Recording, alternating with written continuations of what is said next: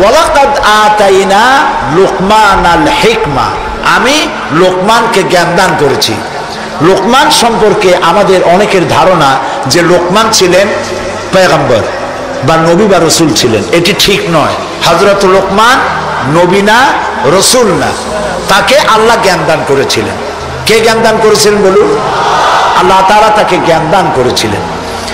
হযরত লোকমান ছিলেন একজন বাদশার, একজন রাজার, তিনি ছিলেন কৃতদাস। এখন একদিন বাদশার কাছে খবর এলো যে আপনার যে খাদেম, যে গোলাম লোকমান, সে তো বড় বুদ্ধিমান মানুষ। বলে কেমন?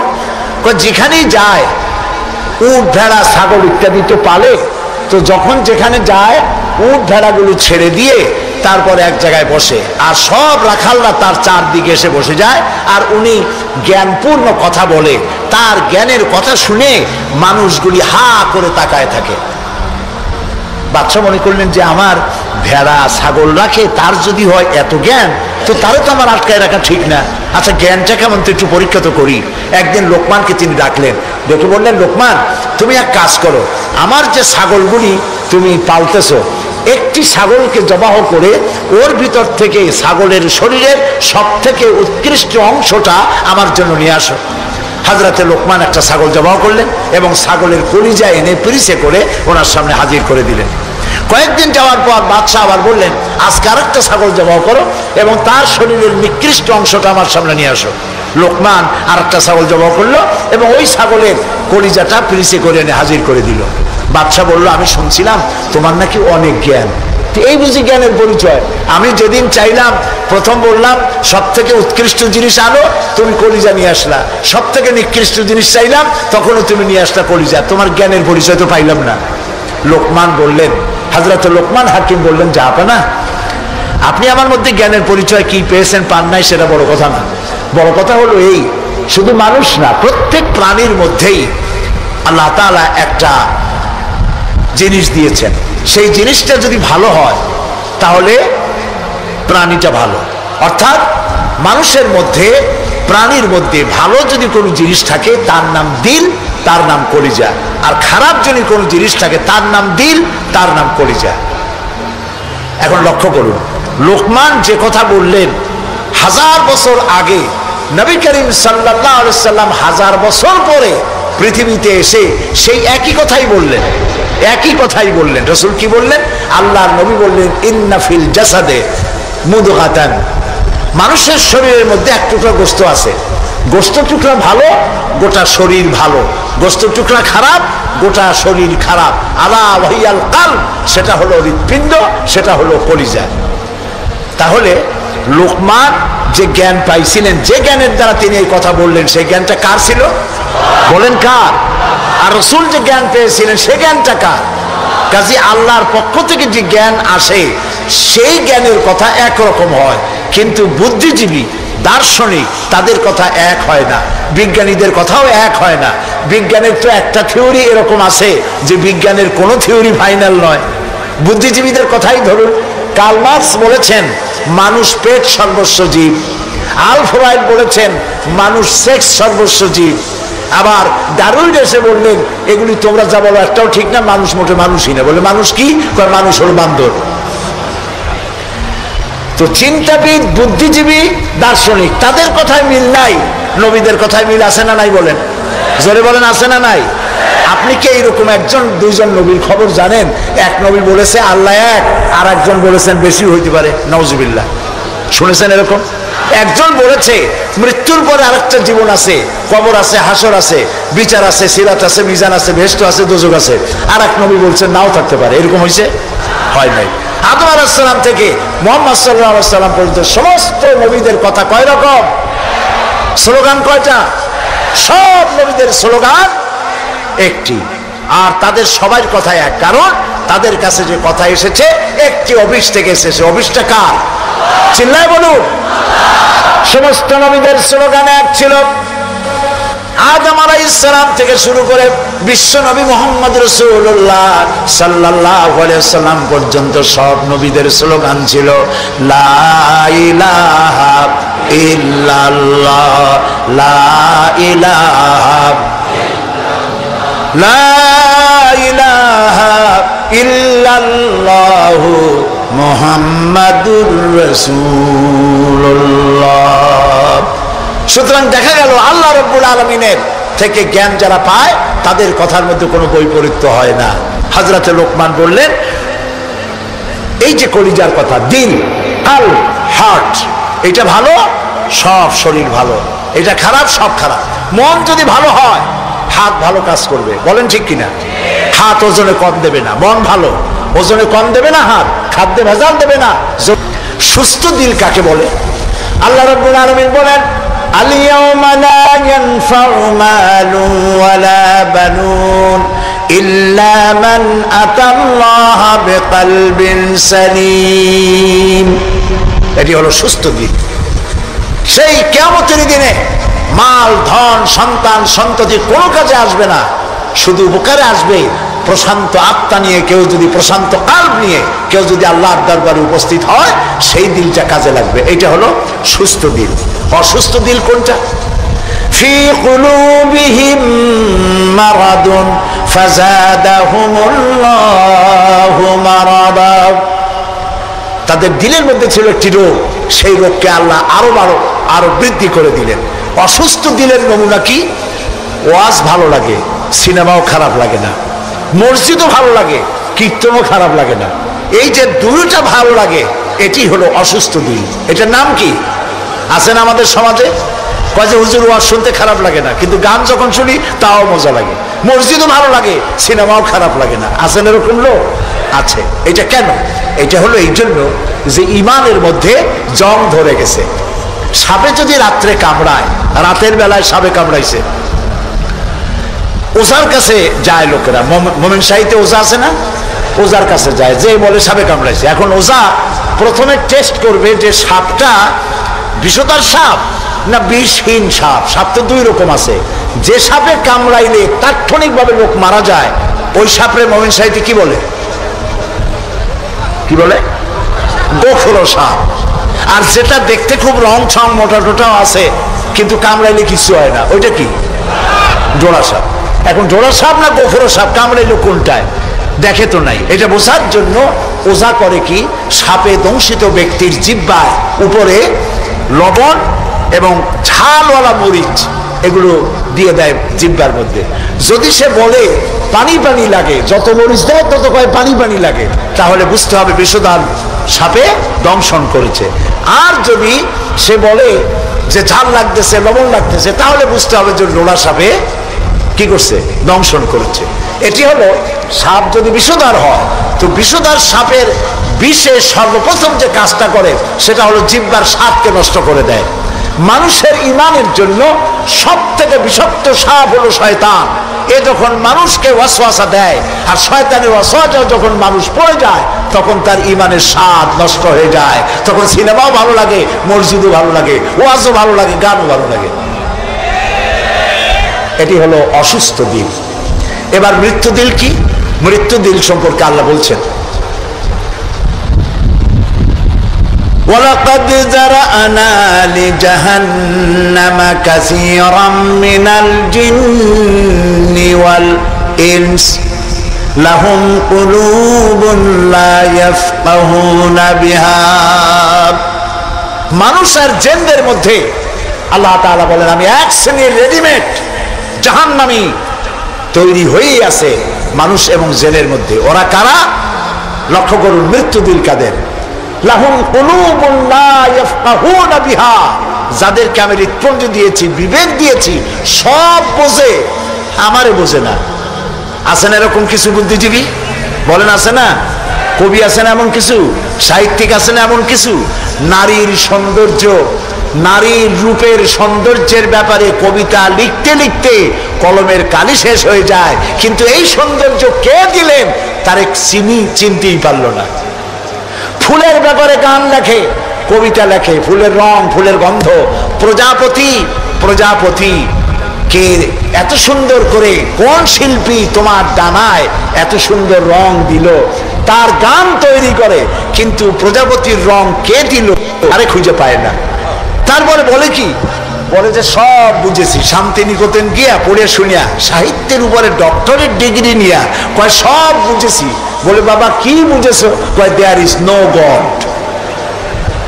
সারা জীবন বসে বুঝলো যে প্রভু বলতে কেউ নাই, আল্লাহ বলতে কেউ নাই। বলে নাউযুবিল্লাহ, লাহুম কুলুবুন লা ইয়াফকাহুনা বিহা, সব বোঝে কিন্তু আল্লাহরে চেনে না। নিজের শরীরটা দেখে, আল্লাহরে খুঁজে পায় না। আরে তুমি তো তোমার শরীরটা দিয়েই আল্লাহরে চিনতে পারো। সুবহানাল্লাহ বলো। শরীরটা দিয়ে আল্লাহরে চেনা যায়। এই যে দুটো চোখ, এই চোখ দিয়ে সব সময় আমরা নেগেটিভ দেখি। সব সময় প্রতিটি চিত্র, প্রতিটি মুহূর্তে নেগেটিভকে পজিটিভ করে দেখায় কে? কে দেখায়? সুবহানাল্লাহ। আপনি নিজের অজান্তেই চোখগুলি পলক মারে কেন? আল্লাহ রাব্বুল আলামিন মানুষের কল্যাণের জন্য এমন অটোমেটিক ব্যবস্থা করে তিনি রেখে দিয়েছেন। শহরে বন্দরে গ্রামে নগরে গঞ্জে বাতাসের ভিতরে পলিউশন আছে, রোগের জার্ম আছে, বাতাসের ভিতরে উড়ে বেড়ায়, অনবরত চোখের ভিতরে প্রবেশ করে চোখ নষ্ট করে দিতে পারে। এই জন্য রব্বুল আলামিন চোখের ভিতরে পানি ধরনের একরকম মেডিসিন রেখে দিয়েছেন। প্রতি মুহূর্তে চোখ পলক মেরে মেরে চোখকে আল্লাহ তাআলা ক্লিন করে দিতেছেন। শরীরের ভিতরে একটা শরীর দিয়ে আল্লাহকে চেনার জন্য যথেষ্ট। এই শরীরে আল্লাহ অসংখ্য রগ রেশা দিয়েছেন।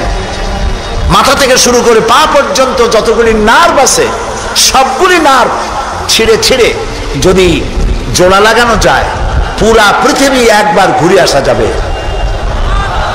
সুবহানাল্লাহ করতে ইচ্ছা করে না? আর যদি পাশাপাশি সাজায় রাখেন 3 একর জমিন লাগবে একটা মানুষের রগ সাজায় রাখতে। এই রগগুলি দিয়ে আপনি আমি যা খাই এটাকে বলা হয় কার্বোহাইড্রেট। চাউল চাউল জাতীয় খাদ্য, আটা আটা জাতীয় খাদ্য, চিনি চিনি জাতীয় খাদ্য, আর ডাল ডাল জাতীয় খাদ্য। এই 4 প্রকারের খাদ্য হলো কার্বোহাইড্রেট। এগুলি মানুষে খাইলে পরে শরীরের ভিতরে এর থেকে রক্ত হয়, এর থেকে পেশাব পায়খানা হয়ে বর্জ্য বেরিয়ে যায়। আর যেটা রক্ত হয় সেই রক্তটাকে গোটা শরীরে প্রবাহিত করে শরীরটাকে আল্লাহ উষ্ণ রাখেন। সেজন্য এত রগ রেশা দিয়েছেন। এখন এই রক্তগুলিকে মাথা থেকে শুরু করে পা পর্যন্ত পৌঁছে দেওয়ার জন্য আল্লাহ একটা জেনারেটর রেখে দিয়েছেন বুকের মধ্যে। কন্তবুদ্ধি করে জেনারেটর নামটা কি? মাশাআল্লাহ বুঝে ফেলেছেন। জেনারেটর নাম হার্ট। সেটা অনবরত সিস্টোলিক এন্ড ডায়াস্টোলিক এভাবে করে সম্প্রসারণ সংকোচন এরকম করতেছে। চিকিৎসা বিজ্ঞানীরা বলেছেন মানুষকে মাথা থেকে শুরু করে কাটাকাটি করে সব বুঝেছি, কিন্তু হার্ট এরকম এরকম করে কেন, এর উৎস আজ পর্যন্ত পৃথিবী খুঁজে পায় নাই। এটি এভাবে করে করে রক্ত ছড়িয়ে দিচ্ছে। এখন দেখেন আল্লাহরে খোঁজার ব্যবস্থা। মানুষ খাইয়া খাইয়া তারপরে হার্টের মধ্যে চর্বি গিয়ে জমে। হার্টের মধ্যে যে করোনারি আর্টারির মধ্যে গিয়ে চর্বি জমতে লাগলো। হঠাৎ করে রক্ত প্রবাহ যখন বন্ধ হতে থাকে, আর চলতে পারে না, তখন অ্যানজাইনা হয়, হার্টে বেদনা শুরু হয়। এই বেদনা শুরু হলে তাড়াতাড়ি ডাক্তার এনজিওগ্রাম করে তারপর দেখে কতটা নষ্ট হয়েছে। ওইটাকে যদি প্রয়োজন হয় রগ বদলাবার, তখন তাকে বাইপাস করা হয়। বাইপাস করে নতুন রগ লাগাতে হবে। এখন বলেন এই নতুন রগ কোথায়? গরুর রগ লাগাইলে হবে? বলেন ছাগলের রগ? এখন আল্লাহ রাব্বুল আলামিনকে চেনা সহজ। ওই রব্বুল আলামিন এমন সুন্দর ব্যবস্থা রেখেছেন, কারো যদি বাইপাস ওপেন হার্ট সার্জারি করার যদি প্রয়োজন হয়, রগের যদি 2-4টা রগ যদি লাগে, আল্লাহ রাব্বুল আলামিন মানুষের হাতের মধ্যে পায়ের মধ্যে স্পায়ার পার্টস কতগুলি রগ রেখে দিয়েছেন।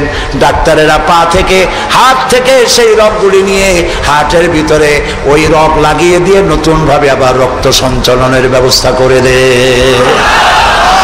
যালিকুমুল্লাহু রাব্বুকুম, এই হচ্ছে তোমাদের রব। সুবহানাল্লাহ বলেন। ইনি আল্লাহ যিনি এই ব্যবস্থা করেছেন। কিডনি লাগে একটা মানুষের জন্য কয়টা? না না, 2টা লাগে না, কিডনি লাগে একটা, কিন্তু আল্লাহ তাআলা দিয়েছেন কয়টা? 2টা। একটা যদি অকেজো হয়ে যায় তো আরেকটা দিয়ে যেন কাজ হয়। লক্ষ্য করুন, আপনার মেমোরি, আপনার মগজ, আপনার ব্রেন, যে ব্রেনটা, যে মগজটা মাথার মধ্যে আছে, এই মগজের মধ্যে রয়েছে অসংখ্য সেল, কোষ, CELL, অসংখ্য কোষ। মেমোরি কোষ, বুদ্ধির কোষ, শোকের কোষ, সুখের কোষ, অনুভূতির কোষ, মানে আপনার জন্য, এরপরে ডাটা ইনফরমেশন রক্ষা করার জন্য কোষ। অনেকগুলি সেল আছে। মেমোরি সেল যেটা আছে মগজের মধ্যে, সারা পৃথিবীর সকল ডাটা, সকল ইনফরমেশন, সকল তথ্য যদি আপনার মেমোরিতে আপনি ঢুকান, এই মেমোরি সেলে এত জায়গা, পৃথিবীর সব ডাটা ঢুকাবার পরেও 100 ভাগের 1 ভাগ জায়গা ভরবে না। দেখুন অবস্থা। আপনি বসে আছেন চেয়ারে, অফিসে কাজ করছেন, হঠাৎ করে অনুভব করলেন কে যেন জামা গেঞ্জি ফুটো করে আপনার পিঠের মধ্যে নিডেল ঢুকাই দিছে। কে দিল? কে দিল? ও, তাও তো বুঝে ফেলেছেন, মশা। জামা কাপড় সুদ্ধা নিডেল ঢুকাই দিছে। আপনি কিন্তু টের পাইছেন না? টের পান নাই? টের পেয়েছেন কিনা? এই টের পাওয়ার জন্য আল্লাহ রাব্বুল আলামিন চামড়ার মধ্যে অসংখ্য কোটি কোটি লোমকূপ সৃষ্টি করেছেন। লোমকূপ দিয়ে ঢুকলো, আপনি টের পেয়ে গেছেন। টের পাওয়ার সাথে সাথে এই খবরটা চলে গেছে বুদ্ধির কাছে। বুদ্ধির একটা সেল আছে না ব্রেনে, আপনার ওই যে মগজের মধ্যে, ওইখানে চলে গেছে খবর যে পিঠের মধ্যে একজন ইনজেকশন করতে গেছে। বুদ্ধির সেল সাথে সাথে হাতের উপরে ফ্যাক্স পাঠায় দিয়ে ফ্যাক্স ঠাপ করে মেরে দিয়েছে পিঠের উপরে, মশার গোষ্ঠী সাফ হয়ে গেছে।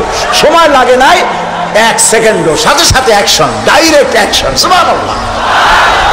কপালে যদি থাকে আল্লাহরে চিনতে কষ্ট হয় না, আর কপালে না থাকলে শান্তিনিকেতন থেকে PhD ডিগ্রি করে কাফের হয়ে যায়, মুরতাদ হয়ে যায়, কপাল পুড়ে যায়।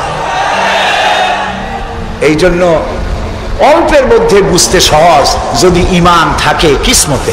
প্রিয় ভাই সব, আল্লাহ রাব্বুল আলামিন বলছেন লাহুম কুলুবুন লা ইয়াফকাহুনা বিহা, তাদেরকে হৃদয় দিয়েছি, তাদেরকে বিবেক দিয়েছি, সব বুঝলো, আমারে বুঝলো না। তো অনেকে কুত্তা পোষে, এখন কুত্তা পুষেছে। মাহফিল আসছে একটা লোক, রাত 2:30, 2টা বা 11টার সময় বাড়ি ফিরেছে। কুত্তা টের পাইছে অন্ধকার রাত, কে যেন আসতেছে। কুত্তা তার ভাষায় বলেছে হল্ট। এখন বাড়িওয়ালা বলছে এই ডবলু, আদর করে নাম রাখছে কুত্তার ডবলু।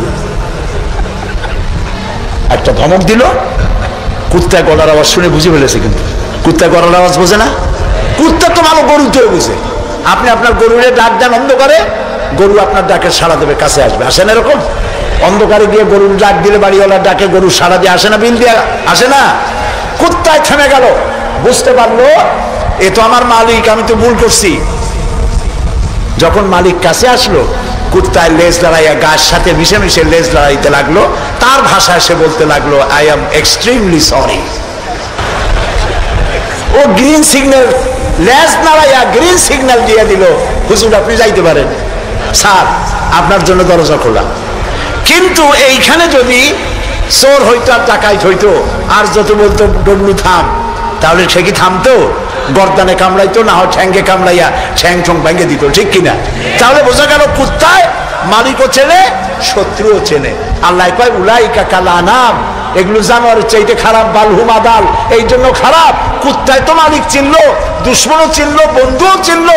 এই মানুষগুলি আল্লাহকে চিনল না, প্রভুকে মালিককে চিনল না, তাকে অস্বীকার করলো। কুত্তার চাইতেও নিকৃষ্ট। প্রিয় ভাই সব, মানুষের এই 3 প্রকারের দিল, সুস্থ দিল, অসুস্থ দিল, আরেকটি হলো কি দিল? মৃত্যু দিল। সকল প্রকার দিলের একটা চিকিৎসা আল্লাহ কোরআনে করে দিয়েছেন। সুবহানাল্লাহ। আল্লাহ রাব্বুল আলামিন বলেন সব হৃদয় জনিত, কলব জনিত রোগের চিকিৎসা হলো আলা বিযিকিরিল্লাহি তাতমাইন্নুল কুলুব। একমাত্র আমার স্মরণ, আমার জিকির, আমার স্মরণ মানুষের অন্তরাত্মাকে ঠান্ডা করে দিতে পারে, কলিজা ঠান্ডা করে দিতে পারে। আমার স্মরণে, আমার জিকিরে, আমার পথ অনুসরণে। প্রিয় ভাই সব, হযরত লোকমান তিনি বলছেন, আল্লাহ তাআলা বলছেন আমি তাকে কি দিয়েছিলাম? জ্ঞান দান করেছিলাম। সেই জ্ঞানের ভিত্তিতে জ্ঞান দিয়েছিলাম এই জন্য যেন তিনি আমার শুকর আদায় করে। হযরত লোকমান আল্লাহর দেওয়া জ্ঞান দিয়ে শুকর আদায় করলেন এইভাবে যে তিনি আল্লাহর গুণগান, আল্লাহর তাওহীদের প্রচার শুরু করে দিলেন। সুবহানাল্লাহ। আল্লাহ তাআলা বলছেন ওমান ইয়াশকুর, যে ব্যক্তি কৃতজ্ঞতা স্বীকার করে তা তার নিজের জন্য, আর যে করে না সে তার নিজের ক্ষতিই করে। এই যে আমরা মাগরিবের নামাজ পড়লাম, এই নামাজ পড়ছি কার জন্য? বলেন সবাই। উপকার হবে কার? উপকার হবে আমার। এই যে মাঝে মধ্যে আপনারা আলহামদুলিল্লাহ বলেন, সুবহানাল্লাহ বলেন, এতে উপকার কি আল্লাহ না আমার? বলেন সবাই, আমার। তাম পৃথিবীর এটা এই জন্য যে আল্লাহ তাআলা বিরাটত্ব, খুব লক্ষ্য করুন, আল্লাহ তাআলা বিরাটত্ব, মহানত্ব, শ্রেষ্ঠত্ব এবং মর্যাদার যে স্তরে আল্লাহ তাআলা আছেন, আমরা শুকর করে, প্রশংসা করে, সেজদা করে সেই স্তর থেকে 1 ডিগ্রি উপরে উঠাইতে পারবো না। এবং যেখানে তার মর্যাদা আছে, সারা পৃথিবীর সব মানুষ যদি আল্লাহকে অস্বীকার করে, ওই স্তর থেকে 1 ডিগ্রি নিচে নামানো যাবে না, অসম্ভব। এই জন্য কৃতজ্ঞতা যে প্রকাশ করে সে আল্লাহর জন্যই করে। আল্লাহ রাব্বুল আলামিন বলেন, ইউসাব্বিহু লিল্লাহি মা ফিস সামাওয়াতি ওয়া মা ফিল আরদ। আকাশে যা কিছু আছে, জমিনে যা কিছু আছে, এর মাঝখানে যা কিছু আছে, সব আমার জিকির করছে, আমার তাসবিহ করছে। আপনারা বসন্তকালে গাছের ডালে শোনেন কোকিল পাখি কুহু কুহু করে ডাকতেছে। আল্লাহ রাব্বুল আলামিন বলেন, ওয়ালাকিন লা তাফকাহুনা তাসবিহাহুম। তোমরা ওদের তাসবিহ বোঝো না, তোমরা শোনো কুহু কুহু, আসলে সে ডাকে আল্লাহু আল্লাহু। বউ কথা কম। আছেন একটা পাখি, মমন সাইতে নাই, আছে? ছোটবেলা থেকে শুনতেছি বউ কথা কও, বউ কথা কও। ওর বউ এত অভিমান করলো কেন? কথা মোটে কয়ই না। আসলে বউ কথা কও আমরা শুনি, আর আল্লাহ বলছেন ওয়ালাকিন লা তাফকাহুনা তাসবিহাহুম, ওরা আমার জিকির করছে, তোমরা বোঝো না। মানুষ বুঝবে কেন? মানুষ তো আন্দাজে যা শোনে, শব্দের সাথে আপনি যা মিলাবেন তাই কিন্তু হয় ভাই। যেমন ট্রেন ছাড়ছে, ট্রেন যখন ছাড়লো তো প্রাথমিক আওয়াজ শোনা যায় যাচ্ছি যাব, যাচ্ছি যাব। যখন জোরে চলে তখন শোনা যায় যাচ্ছি যাব, যাচ্ছি যাব, এরকম শোনা যায়, ঠিক না? শব্দের সাথে এরকম যা মিলাবেন তাই হবে। এক ব্রিটিশ নাগরিক নাকি আসছিল বাংলাদেশে, আসে দেখে জমিনে চাষ করতেছে এক লোক দুপুরবেলা।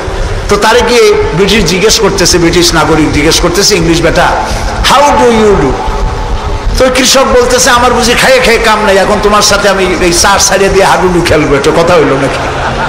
মানে শব্দের সাথে মানুষ যা মিলাইতে চায় তাই মেলে। আল্লাহ তাআলা বলছেন, তোমরা যা শুনতে পাও, পাখিগুলি তার কলকাক হইতে, বাতাস তার সংসং রবে, নদীগুলি তার কুলু কুলু নাদে, পাতাগুলি তার মর্মর শব্দে, যত আওয়াজ শুনতে পাও এগুলি সব নিছক আওয়াজ নয়, সবগুলির ভিতর থেকে আমার জিকির, আমার তাসবিহ হতেছে আল্লাহু আল্লাহু আল্লাহু আল্লাহু। হযরত লোকমান বলেন, আল্লাহ তাআলা শোনাচ্ছেন লোকমানের কথা, وَإِذْ قَالَ لُقْمَانُ لِابْنِهِ وَهُوَ يَعِظُهُ يَا بُنَيَّ لَا تُشْرِكْ بِاللَّهِ। স্মরণ করো সেই সময়ের কথা যখন লোকমান তার ছেলেকে ডেকে বলছেন, ইয়া বুনাইয়া, হে আমার কলিজার টুকরা সন্তান। আপনারা কি শুনতেছেন? আমার সাথে থাকুন, তাহলে বুঝতে সুবিধা হবে। হযরত লোকমান বলছেন, ইয়া বুনাইয়া, ও আমার কলিজার টুকরা সন্তান।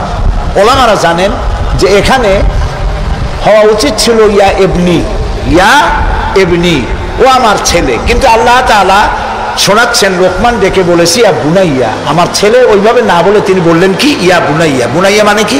বুনাইয়া শব্দ এটা হলো তাসগীর করা হয়েছে। এটা বলা হলো, হে আমার কলিজার টুকরা, নয়নের পুতুলি, বাবা ধন, সোনামণি। সুবহানাল্লাহ বলে।